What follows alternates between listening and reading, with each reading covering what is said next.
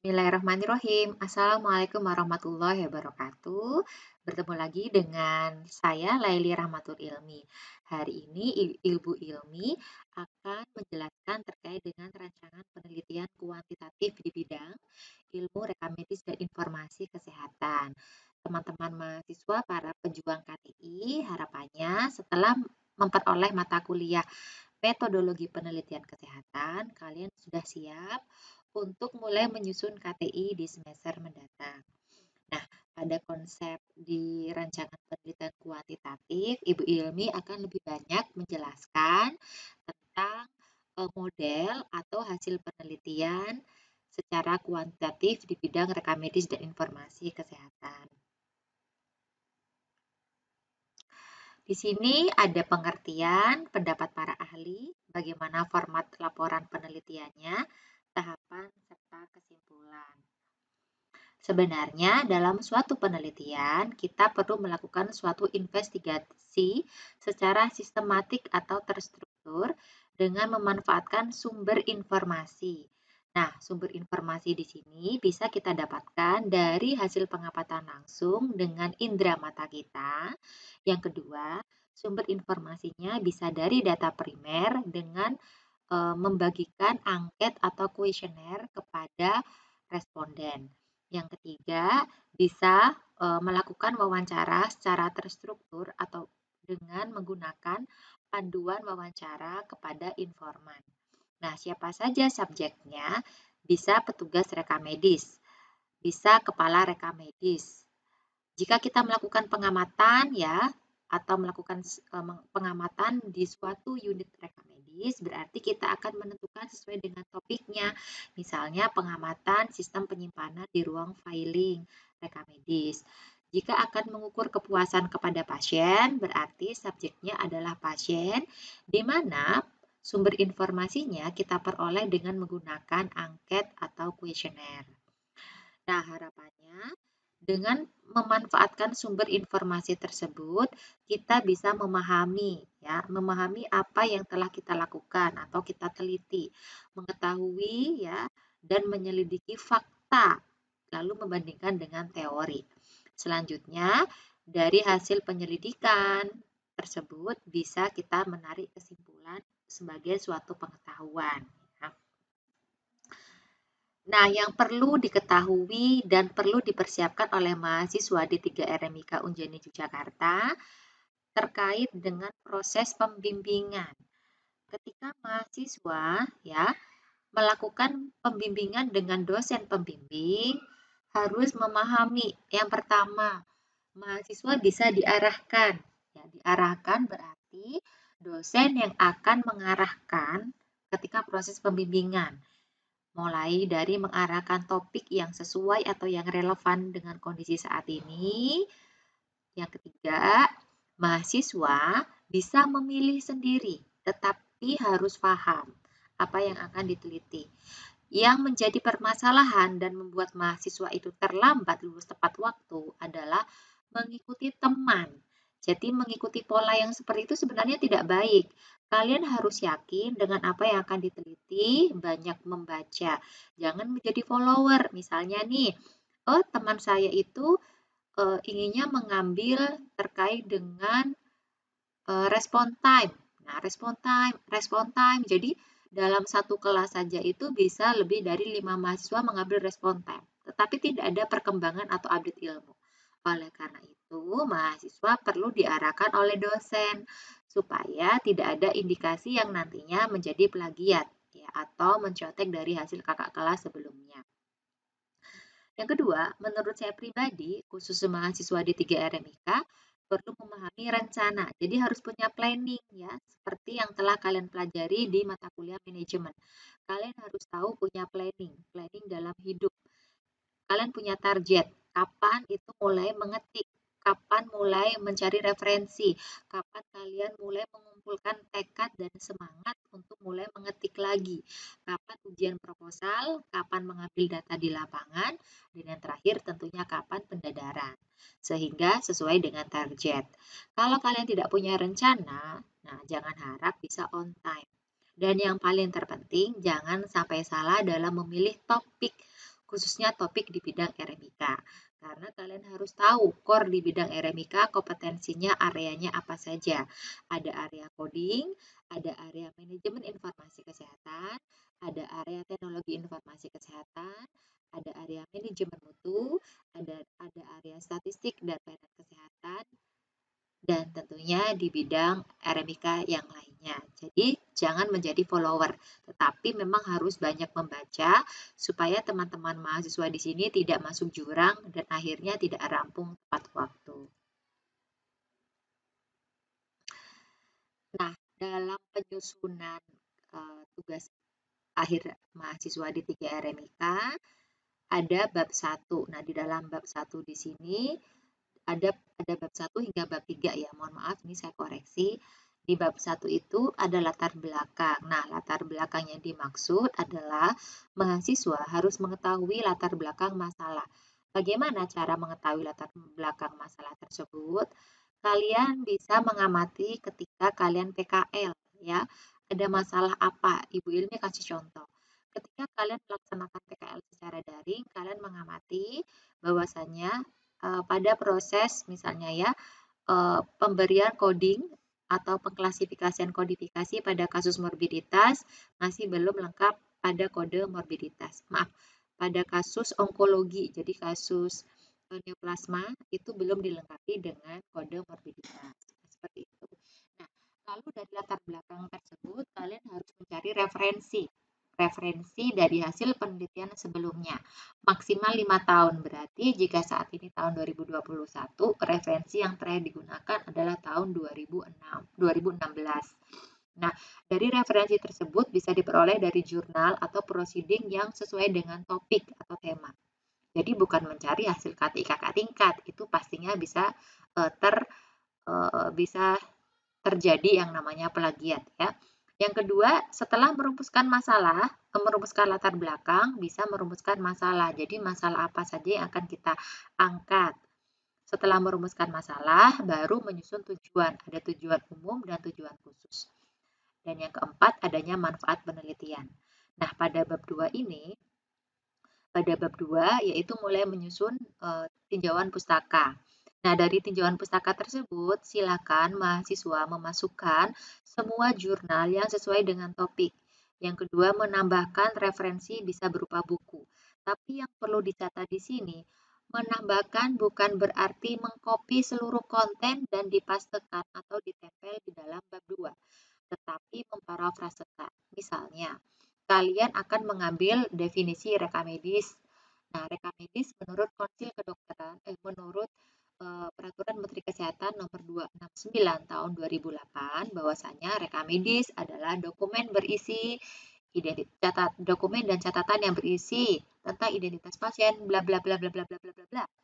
Nah, tetapi cara memparafrase adalah rekam medis yang tertuang dalam PMK nomor 269 tahun 2008 adalah catatan yang diisikan oleh dokter atau tenaga kesehatan meliputi identitas. Jadi memparafrase itu adalah membahasakan bahasa kalian ke dalam suatu tulisan, tetapi tidak boleh mengurangi makna. Nah, dalam bab 2 itu juga ada hipotesis penelitian atau juga bisa pertanyaan penelitian. Lalu di sini juga ada definisi konseptual atau kerangka konsep dan definisi operasional pada kerangka teori. Nah, di DO itu biasanya kita gunakan dalam pengukuran kuesioner. Karena kita membahas penelitian kuantitatif, maka nanti toolsnya bisa berupa checklist observasi dan angket ataupun kuesioner. Dan yang terakhir adalah metodologi penelitian. Apa saja yang dibahas di dalam metodologi penelitian? Peneliti harus tahu paradigmanya. Ya, jadi konsepnya seperti apa yang digunakan untuk metode penelitian kuantitatif. Kemudian metodenya seperti apa? Misalnya metodenya menggunakan metode deskriptif kuantitatif atau analitik kuantitatif. Tipe penelitiannya ya atau jenisnya bisa cross-sectional, bisa cohort, tapi kalau cohort jarang. Biasanya kalau yang kuantitatif adalah cross-sectional atau potong lintang. Action research, ya itu juga. Action research Kemudian bisa rancangannya nanti mahasiswa bisa melakukan sequential explanatory atau sequential eksploratif. Jadi kalau di penelitian kuantitatif lebih cocoknya adalah eksploratif. Kita mengeksplanatory. Jadi menjelaskan hasil penelitian dalam bentuk hasilnya bentuk tabulasi ya atau tabel frekuensi. Kemudian populasinya juga harus tahu kira-kira populasi yang akan diteliti apa, data sekunder atau data primer, kemudian sampelnya, siapa, cara mengambil sampelnya dengan apa, dan teknik sampelnya dengan apa. Yang ketiga jenis data. Nah, jenis datanya ini yang harus kalian pelajari lagi. Silahkan buka mata kuliah biostatistik yang sudah diajari pada semester 3. Waktu saya mengajar di biostatistik itu sudah dijelaskan ada tipe data, yaitu ada tipe data kontinu ya dan tipe data nominal. Nah, atau tipe datanya yang ordinal ya, kemudian ada nominal, ada interval. Nah, silakan kalian membaca buku atau materi di biostatistik karena untuk bisa melaksanakan penelitian kuantitatif, kalian harus matang dulu terkait dengan jenis data. Nah, yang sering saya temukan ketika membimbing mahasiswa, itu mereka sudah tahu jenis data, tetapi ketika saya minta untuk menjelaskan, mereka tidak paham. Setelah dilakukan cross-check, ternyata hasil kopi dari kakak tingkat. Nah, itu yang saya tidak inginkan untuk mahasiswa RMIK Unjani Yogyakarta. Silakan mengerjakan sendiri supaya tahu ya apa yang kalian tulis. Kemudian teknik pengumpulan datanya dengan apa? Tekniknya bisa menggunakan angket ya, atau kuesioner, atau checklist observasi atau checklist kelengkapan. Nah, untuk angket ataupun kuesioner tersebut ya, mahasiswa di sini bisa membuat secara paper atau dicetak ya, dicetak lalu dibagikan kepada responden. Jadi hati-hati ya, jangan salah sebut responden. Kalau kualitatif itu informan dengan wawancara atau FGD, sedangkan kalau di kuantitatif ya, kuantitatif itu adalah responden. Nah, berikutnya mahasiswa pada uji validitas. Jadi sebelum kuesioner tersebut dibagikan kepada responden, ya, kuesionernya harus diuji validitas. Ada dua jenis responden. Satu bisa membuat sendiri, kalau membuat sendiri atau mengadopsi. Baik mengadopsi ataupun membuat sendiri, mahasiswa harus mencantumkan hasil uji validitasnya. Nah, uji validitas untuk mengukur apakah item-item pertanyaan yang telah kita definisikan di dalam definisi operasional menjadi butir pertanyaan itu valid atau tidak. Yang kedua, reliabilitas atau reliable.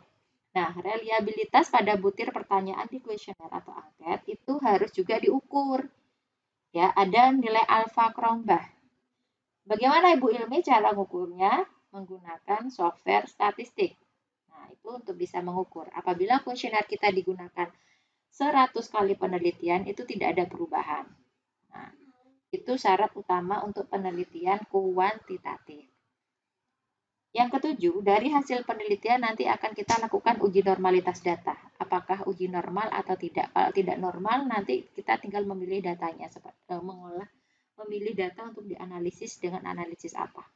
Silahkan belajar materi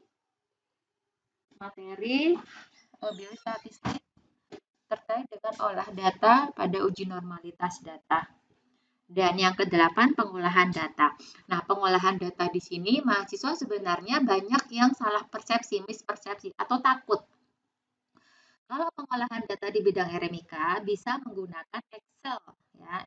Silakan Microsoft Word bisa menggunakan yang dari iOS ataupun Microsoft. Ada menggunakan Excel. Kemudian pengolahan data tersebut dari Excel itu kita bisa menampilkan karakteristik, frekuensi, ya, dan lain sebagainya. Atau bisa menggunakan aplikasi statistik seperti Stata ataupun SPSS ataupun aplikasi yang lainnya. Tapi untuk level D3 memang lebih banyak kita kalau uji statistiknya untuk kuantitatif yaitu kuantitatif deskriptif atau kuantitatif yang univariat ya, atau bivariat saja, nggak perlu multi level. Tapi kalau untuk sistem informasi memang kita perlu multi level karena memang ada toolsnya sendiri. Kalau yang sistem informasi kesehatan itu multi level biasanya menggunakan SAM-PLS. Dan yang 9 tadi analisis data ya, menggunakan software statistik dan penyajian data. Silakan dibaca terkait dengan buku metodologi penelitian kuantitatif, bisa dari menggunakan bukunya Bapak Creswell, Burhan, Bungin, atau referensi yang lainnya yang kalian miliki. Nah, yang perlu diketahui mahasiswa terkait dengan paradigma atau metodologi penelitian. Bahwasanya paradigmanya harus bisa menjelaskan tentang paradigma yang positifisme dan metode kuantitatif. Dan setiap kalian mengetik mulai dari bab 1 hingga bab 4 ya, jangan lupa untuk mencantumkan sumber referensinya dengan melakukan sitasi. Sumber referensi yang telah disitasi silahkan kalian buat daftar pustaka. Ada tipe penelitian. Jadi di sini kalian harus bisa menjelaskan tipe penelitian yang digunakan. Kalau penelitiannya adalah deskriptif kuantitatif, berarti kalian harus menjelaskan cara pengumpulan tipe jenis penelitiannya deskriptif kuantitatif. Proses pengambilan datanya dengan apa, alatnya apa yang digunakan, nanti hasilnya diolah menggunakan alat apa atau tools apa, lalu penyajiannya dalam bentuk apa. Saya kasih contoh. Misalnya penelitian deskriptif kuantitatif untuk mengetahui ini ya, kelengkapan identifikasi atau review identifikasi rekam medis rawat inap di bangsal kebidanan, misalnya untuk kasus SC. Nah, kalian hanya menjelaskan terkait dengan deskriptif. Komponen yang dinilai adalah 4 tahap, 4 poin. Yang pertama adalah review kelengkapan identifikasi identitas pasien. Yang kedua, review kelengkapan laporan penting. Review kelengkapan terkait dengan autentifikasi. Dan yang terakhir adalah pendokumentasian yang benar. Nah, dari 4 item tersebut, kalian menggunakan alatnya apa yang digunakan? Menggunakan checklist observasi. Ya, dari checklist observasi tersebut atau disebut dengan checklist kelengkapan dari 4 item. Nah, setelah data checklist itu dikumpulkan, diolah dengan apa? Diolah menggunakan Excel saja. Jadi, kalian hanya menyebutkan persentase kelengkapan pada 4 item. Identifikasi, laporan penting, autentifikasi, dan terkait dengan pendokumentasian yang benar. Nah, dari 4 item tersebut, baru kita bisa menyimpulkan persentase atau frekuensi. Nah, penyajiannya dalam bentuk apa? Tabulasi atau tabel, itu sudah cukup. Nah, ini yang tadi saya singgung ya. Jadi, sebenarnya kalau format penelitian kuantitatif untuk bidang RMIK, lebih banyak di deskripsi ya. Deskripsi bisa menggunakan survei kepuasan, survei pemahaman petugas, survei pemahaman dokter, dan lain sebagainya. Alatnya apa atau instrumennya apa? Jadi alat atau instrumen itu sama ya. Instrumen adalah sinonim of alat atau tools. Instrumennya apa? Adalah kuesioner atau angket. Deskripsi dengan studi kasus, misalnya kalian mengamati fenomena kelengkapan pengisian kode ICD dan CM misalnya ya, atau kelengkapan pengisian pada kode morfologi pada kasus neoplasma, berarti kan case tadi ada masalah tuh di rumah sakit, bahwasanya kode khusus bab onkologi misalnya ya, bab respirasi, bab muskuloskeletal itu banyak yang tidak lengkap, itu masuk dari case study. Alatnya apa? Alatnya adalah checklist observasi dan checklist observasi. Tetapi kalau kalian misalnya mengukur ya, dari studi kasus itu mengukur terkait dengan pemahaman petugas atau perawat dalam melengkapi, ya misalnya dalam melengkapi asuhan keperawatan yang harusnya ada paraf, ada keterangan lengkap, tidak dicoret-coret, itu bisa menggunakan survei. Kita tergantung nanti topiknya apa dulu.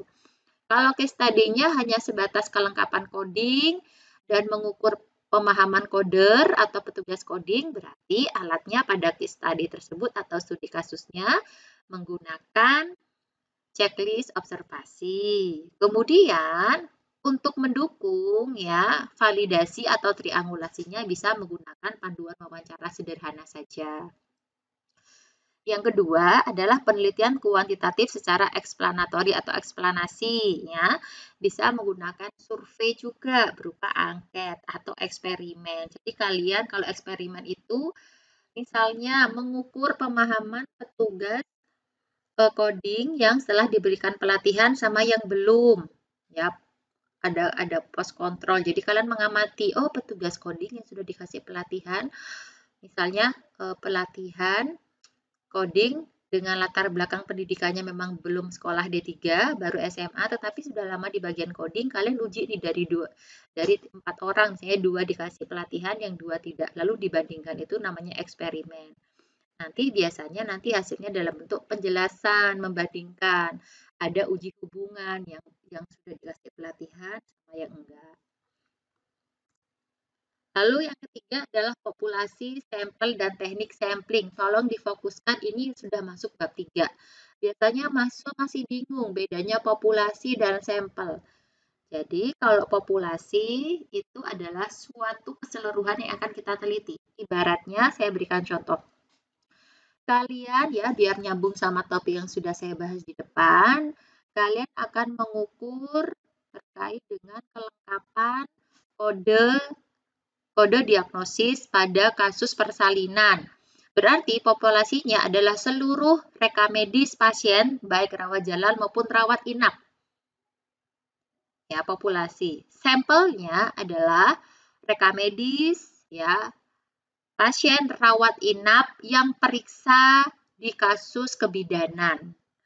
Teknik berapa jumlah sampelnya? Jadi kalau jumlah sampelnya itu, ya, itu bisa menggunakan rumus sampling ya, tergantung mau menggunakan apapun itu boleh, terserah peneliti. Yang paling umum biasanya Slovin. Nah, dalam suatu penelitian kita harus bisa menentukan kriteria inklusi sama eksklusinya. Inklusinya adalah rekam medis pasien rawat inap ya yang bersalin pada kasus kebidanan. Eksklusinya adalah rekam medis pasien yang memang tidak bersalin, misalnya kalau dia hanya kontrol kehamilan, berarti kan kodenya cuma kontrol. Sedangkan kalau kita mengingat mata kuliah coding, persalinan minimal itu ada 3 yang harus dikode. 1, maternal condition atau kondisi ibu. Yang kedua, kode tindakan atau method of delivery. Jadi proses bersalinnya dengan normal spontan, normal vertex, kemudian atau dengan tindakan operatif, misalnya SC. Lalu outcome of delivery-nya, bayinya berapa yang dilahirkan? 1, 2, 3, 4. Hidup atau mati, di mana lokasinya. Nah, itu yang perlu menjadi kriteria inklusif. Teknik samplingnya apa yang digunakan? Yang tadi ya, menggunakan Slovin ataupun yang lain sebagainya. Bisa snowball, proportif, dan lain sebagainya. Silakan tergantung peneliti menggunakan apa. Itu bebas. Jadi silahkan peneliti itu makanya harus membuat sendiri supaya tahu. Jangan ngikutin arus atau follower, malah bingung sendiri nanti. Saya baca di penelitian orang itu maunya purposive sampling, tapi kalian nggak tahu cara ngambil purposive sampling, itu sama saja. Jadi menurut saya wasting time. Saya lebih suka itu meneliti mengerjakan sendiri, karena kita tahu apa yang akan kita lakukan. Oke, populasi tadi ya, sudah saya singgung sebenarnya. Populasi adalah sekelompok objek. Jadi objek itu adalah benda yang mati. Dokumen rekam medis, ya. Kemudian rak filing, ya. Objek bisa jadi objek manusia juga bisa sebenarnya. Tapi kalau di rekam medis ya, itu subjeknya biasanya dokter, perawat, ya.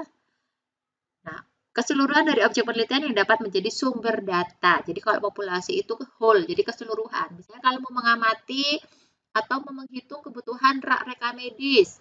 Berarti kan kalian mengamati keseluruhan ruangan. Ruangan yang ada di rumah sakit itu namanya populasi. Tetapi sampelnya adalah di ruangan filing, ya, di bagian reka medis saja. Nah, sampel penelitian adalah bagian dari populasi yang memang dianggap mewakili. Nah, kalau populasinya kecil, biasanya digunakan sampel total, berarti populasinya keseluruhan. Saya berikan contoh. Misalnya kalian mengamati pemahaman petugas koder di puskesmas. Populasinya cuma ada 2 orang.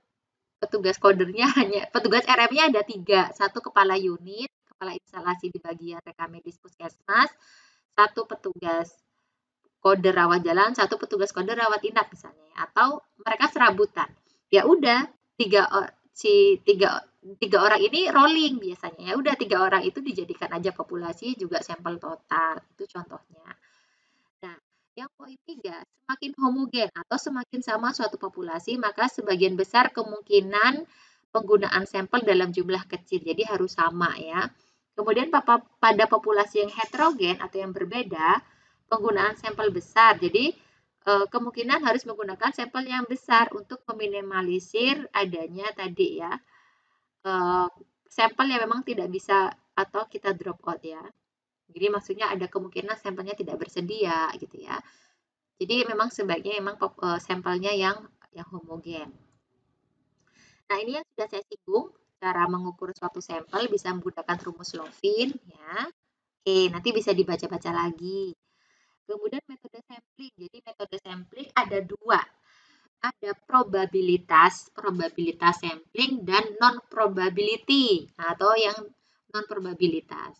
Nah, yang probabilitas adalah suatu kemungkinan terjadi ya, bisa kita mengambil sampel yaitu probabilitas. Jadi angka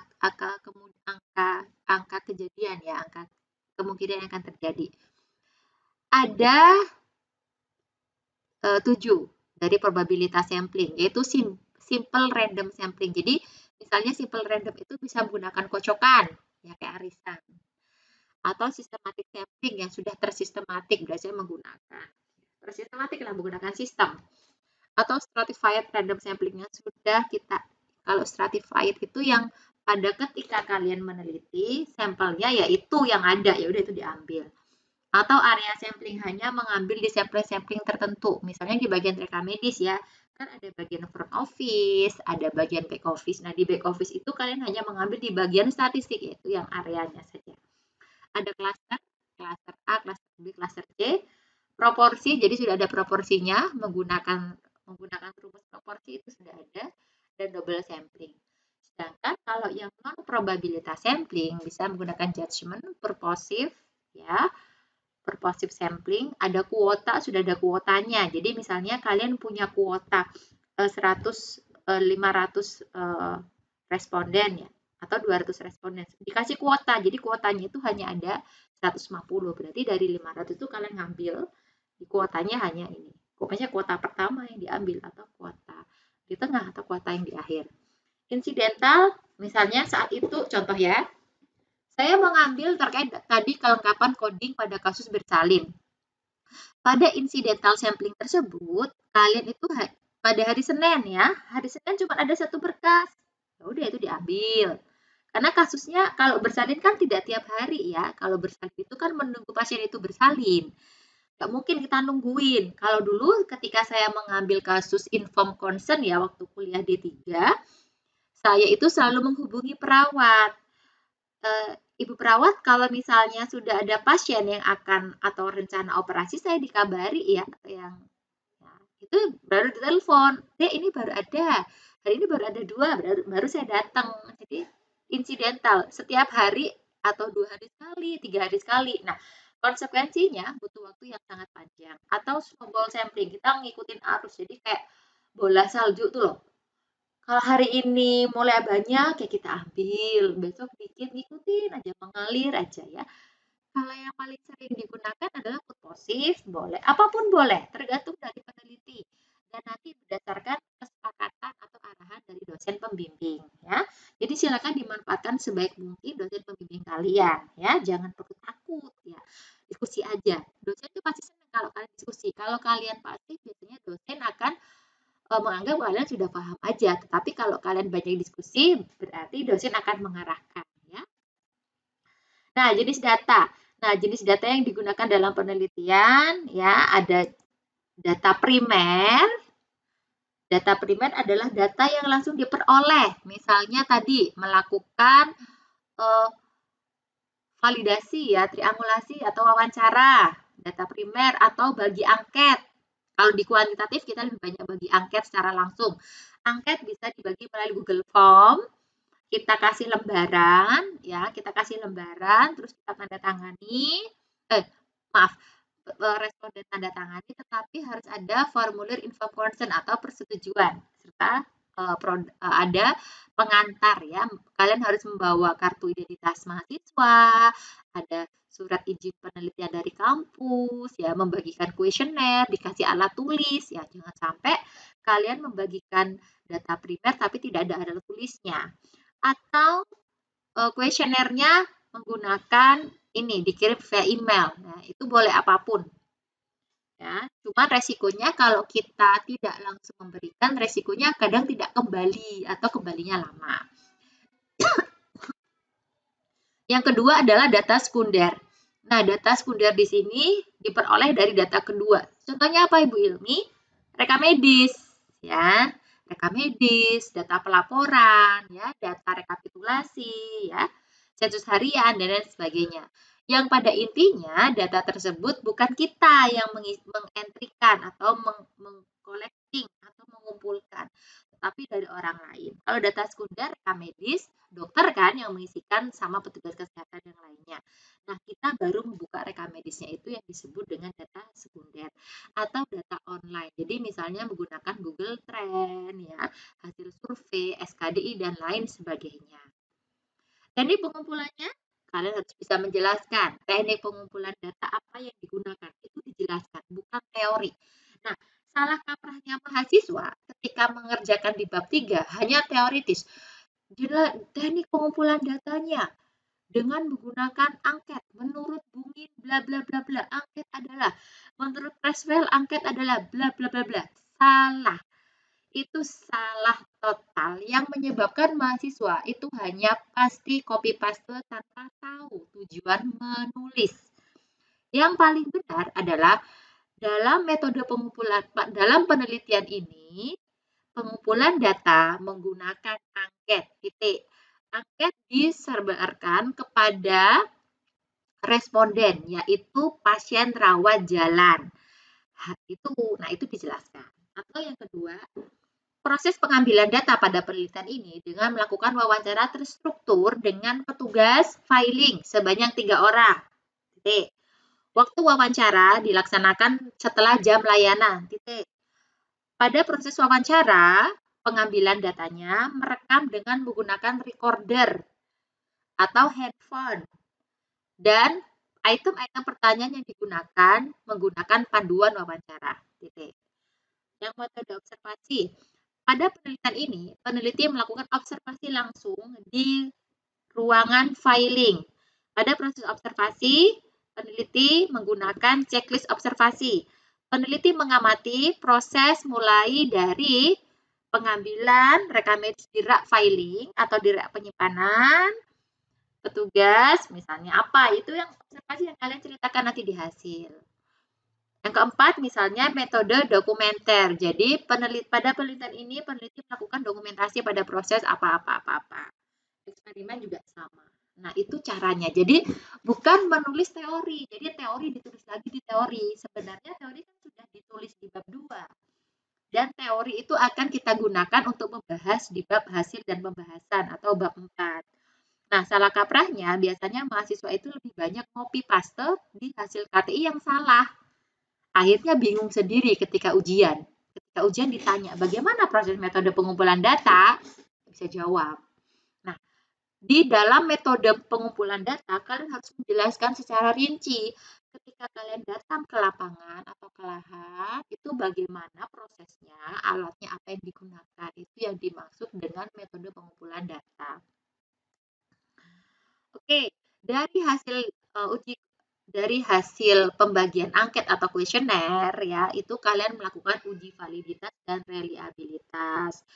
Nah, di sini kalian harus menjelaskan untuk uji validitas menggunakan rumusnya siapa, reliabilitas menggunakan rumusnya siapa.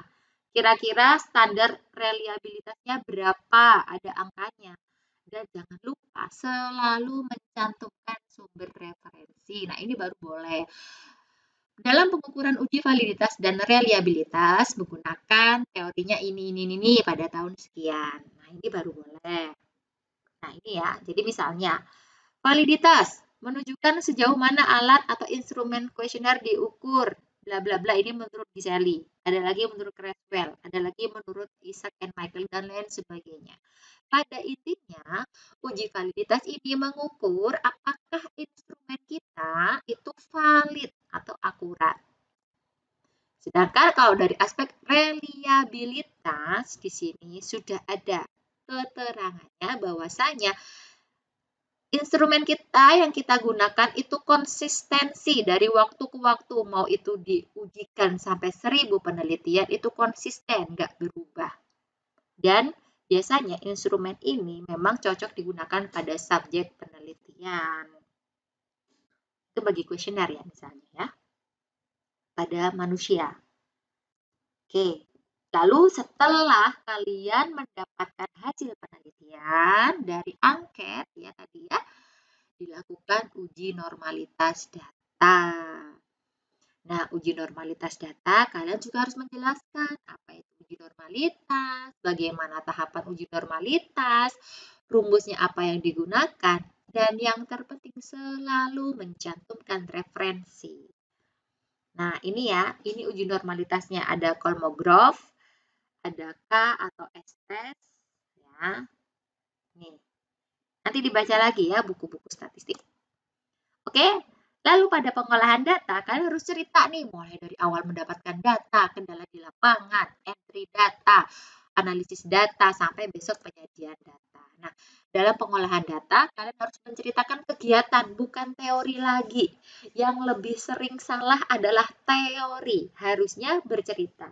Pada proses pengolahan data, data sekunder atau data hasil dari angket atau kuesioner ya, dientrikan di dalam Microsoft Excel.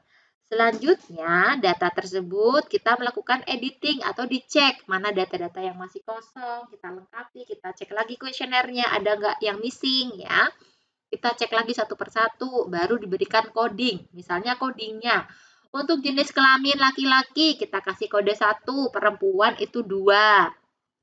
Misalnya ya, kode lengkap 0, kode lengkap 1, tidak lengkap 0 misalnya, itu coding. Lalu dibuat tabulasi dalam bentuk tabel. Nah, itu yang dimaksud ya.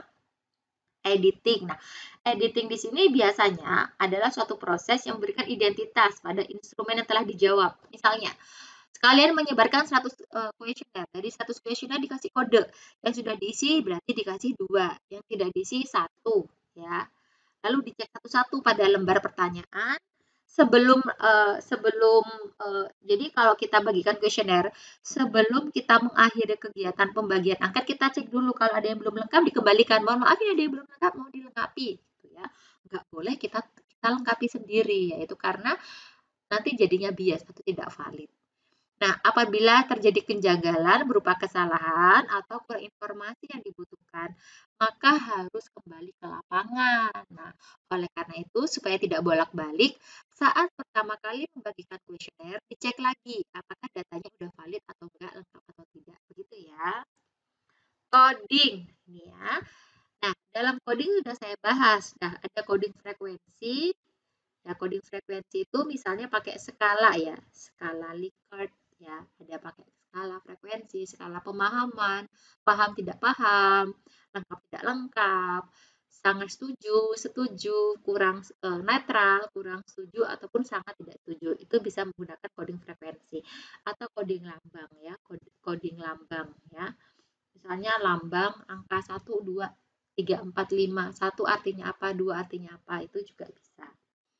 Tabulasi, jadi tabulasi itu dari hasil angket atau hasil pengamatan data sekunder tadi, kita sajikan dalam bentuk tabel. Nah, dalam tabel tersebut harus ada judul atau identitas, misalnya tabel frekuensi atau tabel karakteristik responden berdasarkan jenis kelamin, umur, masa jabatan, ya, status pernikahan, golongan, pangkat, dan lain sebagainya, serta pendidikan. Yang kedua ada kepala tabel, jadi harus ada judulnya, ada nomor, ya, item apa yang direview, kategorinya apa, persentasenya berapa, kayak gitu ya. Ada badan tabel, ada yang kotaknya itu. Dan yang terakhir harus ada total tabel. Analisis data, nah kalian harus menjelaskan proses analisa data mulai dari entry data atau mulai dari pengumpulan data, entry data di dalam sistem, analisis data hingga pengolahan. Nah, teknik analisisnya ada statistik deskriptif. Nah, di sini deskriptif yang paling sering digunakan adalah untuk rekam medis adalah frekuensi. Tadi ya, mengukur kelengkapan, coding, kebidanan, mengukur pemahaman petugas koder, paham tidak paham, atau eksplorasi dengan menggunakan rata-rata min median, standar deviasi minimum maksimum, atau deskriptif ya, hanya menjelaskan nilai minimum, maksimum, rata-rata, atau cross step, tabulasi silang, sudah dijelaskan di bab biostatistik, silakan dibaca lagi. Jadi kalau tabulasi silang adalah menghitung frekuensi atau presentase dari dua variabel atau lebih dengan melakukan cross step. Ada rasio, menggunakan skala interval atau rasio, atau ada report, case summary, dan lain sebagainya. Nah, ini akan harus kalian perhatikan. Oke. Min, harus tahu ya, min itu adalah nilai rata-rata dari suatu keseluruhan. Kalau median nilai tengah, modus nilai yang paling banyak ditimbulkan, nilai minimum yang paling rendah, maksimum yang paling tinggi, dan standar deviasi. Oke. Saya hanya merefresh. Kemudian ada teknik analisis statistik inferensial. Jadi ada korelasi.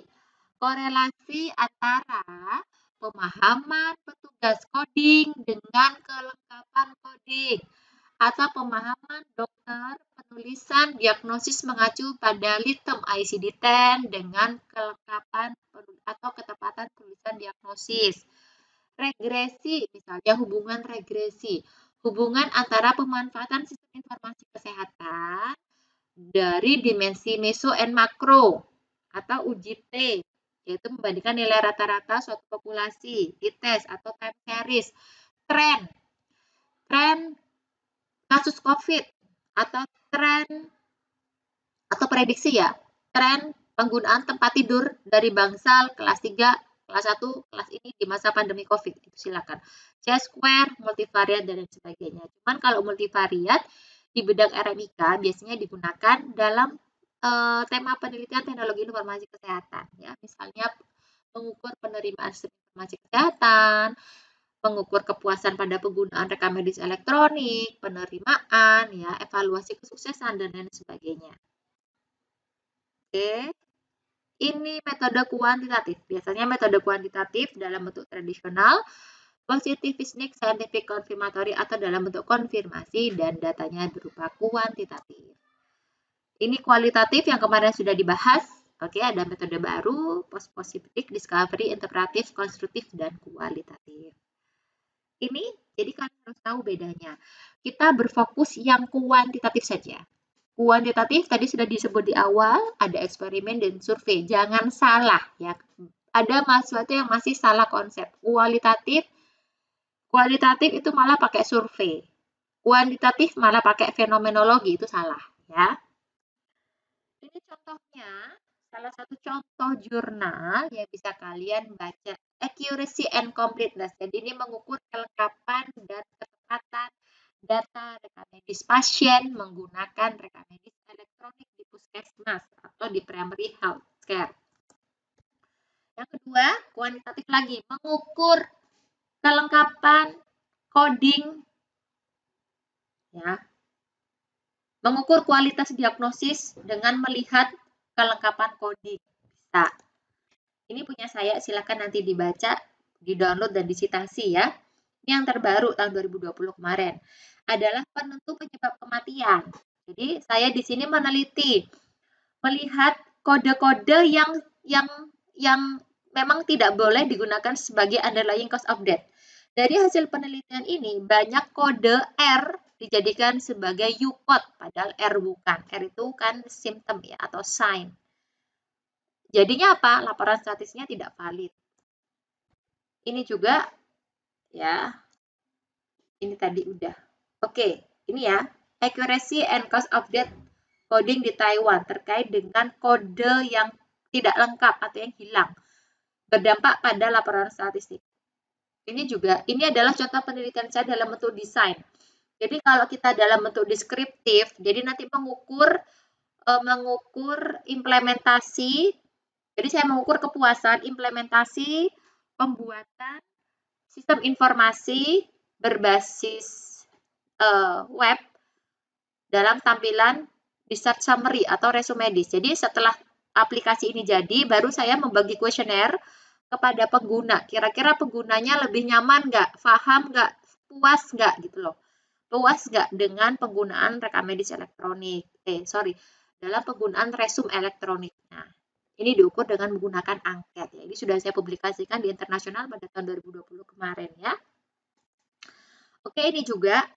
Jadi dari hasil penelitian saya melihat dari laporan kematian pada kasus sepsis. Jadi kasus sepsis itu kan kodenya infeksius ya, di blok A ya. A sepsis A17, A71, A.